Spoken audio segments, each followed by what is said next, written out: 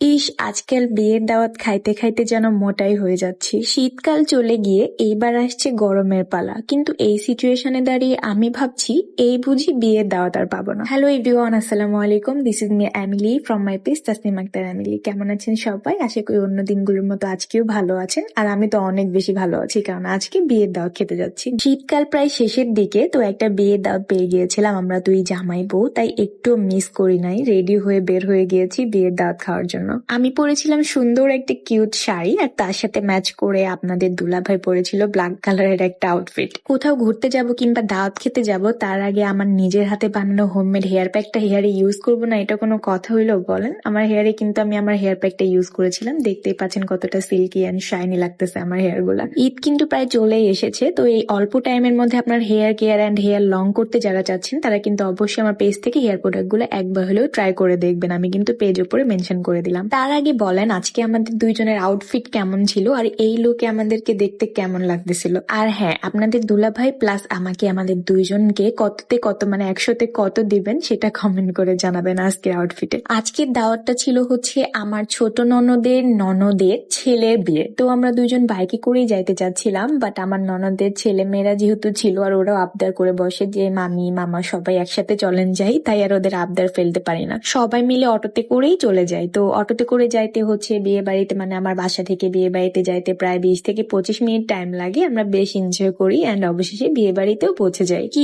সবার নিশ্চয়ই আমার শাড়িটা অনেক বেশি পছন্দ হয়েছে। অবশ্যই কমেন্ট বক্সে সবাই বলবেন শাড়ি ফ্রম, বাট আমি তো বলবো না, কারণ ঈদের মধ্যে যেমন নতুন জামা কিনলে ছোটবেলায় কাউকে দেখায়নি বা বলিনি কোথা থেকে কিনছি, কোন দোকান থেকে, আজকেও কিন্তু তার ব্যতিক্রম না। বড় হয়ে গেলেও কিন্তু আমার মনটা এখনো ছোটদের মতোই আছে। বিয়ে বাড়িতে অন্যান্য রুম গুলাতে অনেক বেশি ভিড় ছিল, একটা ফাঁকা রুম পেয়ে গিয়েছিলাম, আর আমরা দুই জামাই বউ বসে বসে একটু দুষ্টামি ফাজলামি করতেছিলাম, তারে একটু ভিডিও করতেছিলাম, ছবি তুলতেছিলাম। আর হ্যাঁ, তার আগে একটু পরিচয় করিয়ে দেই, এই দুইটা পিচ্চি কিন্তু আমার বিজনেসের একজন ক্যাশিয়ার, একজন হলো ম্যানেজার।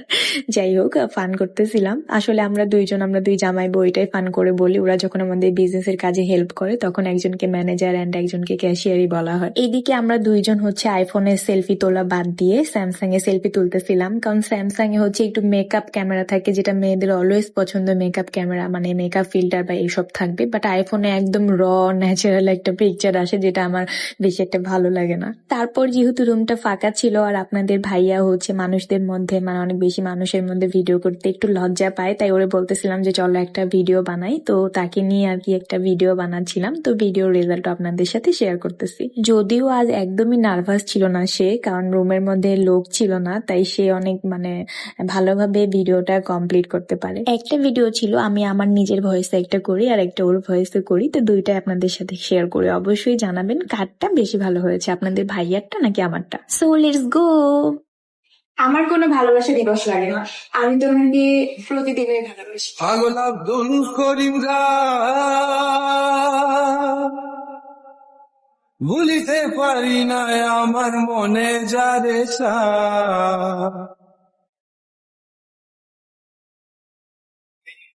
পাগল আব্দুল করিম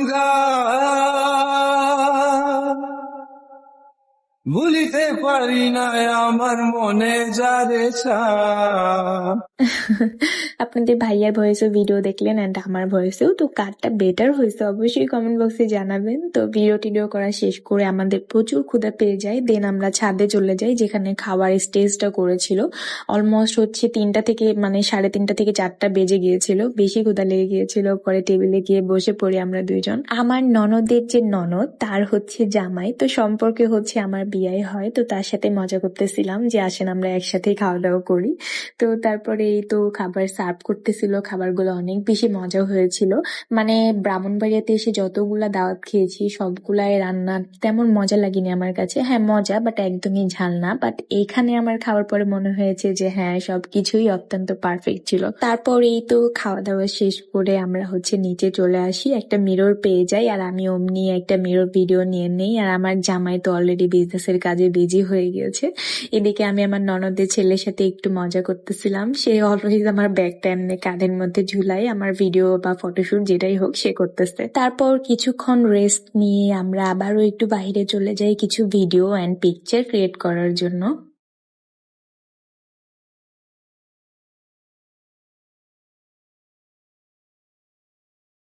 মাশাল্লাহ মাশাল্লাহ, আজকে কিন্তু আমার জামাইকে ব্ল্যাক কালারে অনেক বেশি কিউট লাগতেছে। তার সাথে আমার প্রথমবার দেখাই হয়েছিল, সে ব্ল্যাক কালার পরেছিল, তো আজকেও সেকেন্ড বারের মতো আমি তাকে ব্ল্যাক কালার আউটফিটে দেখি। মাশাল্লাহ অনেক বেশি সুন্দর লাগতেছে। তো যাই হোক, আজকে আমাদের এই দাওয়াতের ভিডিওটা দেখতে আপনাদের কাছে কেমন লেগেছে অবশ্যই কমেন্ট বক্সে জানাবেন। অ্যান্ড ব্রাহ্মণবাড়িয়ার মেয়ে কারা কারা আছেন, ব্রাহ্মণবাড়িয়ার বউ কারা কারা আছেন, সেটাও কমেন্ট বক্সে জানাতে একদম ভুলবেন না। আজকের ভিডিওটা এই পর্যন্তই, দেখা হয়ে যাবে সবার সাথে নেক্সট কোনো ভিডিওতে। ততক্ষণ পর্যন্ত সবাই ভালো থাকবেন, সুস্থ থাকবেন, আল্লাহ হাফিজ। অ্যান্ড হ্যাঁ, আমার পেজটা কিন্তু লাইক অ্যান্ড ফলো দিতে ভুলবেন না।